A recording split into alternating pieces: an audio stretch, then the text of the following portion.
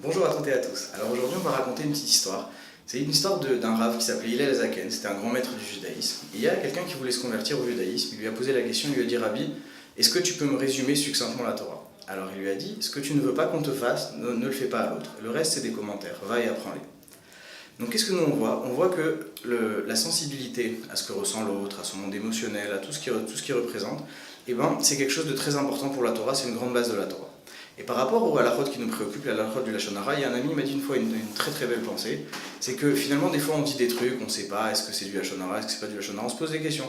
Il y a un test très simple. Si le type sur lequel je veux parler, est-ce qu'il était à côté de moi au moment où je dis ce que je vais dire sur lui, comment il l'aurait ressenti? S'il l'aurait ressenti positivement, je peux y aller tranquille. Si c'est négatif, il faudrait peut-être que je fasse attention.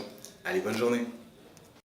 Salut à tous mes amis. Ce message est dédié à tous les étudiants juifs de Strasbourg, ainsi que les étudiants juifs de France. Quelques jours, quelques semaines ou quelques mois avant les examens, je tiens à bénir tous les étudiants juifs de Strasbourg et de France pour leur réussite, aussi bien matérielle que spirituelle.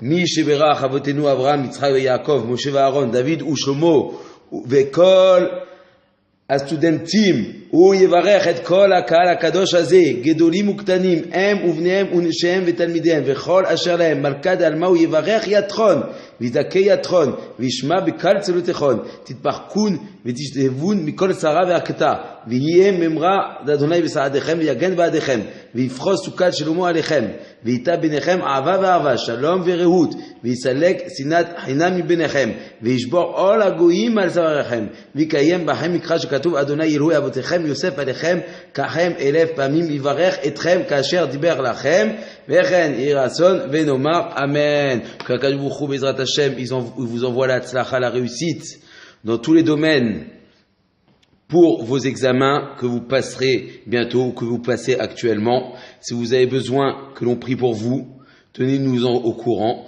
nous étudierons pour vous. Vous pouvez étudier avec nous, que ce soit 2 minutes à 1 heure pour la réussite de vos examens. Plein de bonnes choses et une grande hatzlacha. Samuel, votre ami qui pense très fort à vous.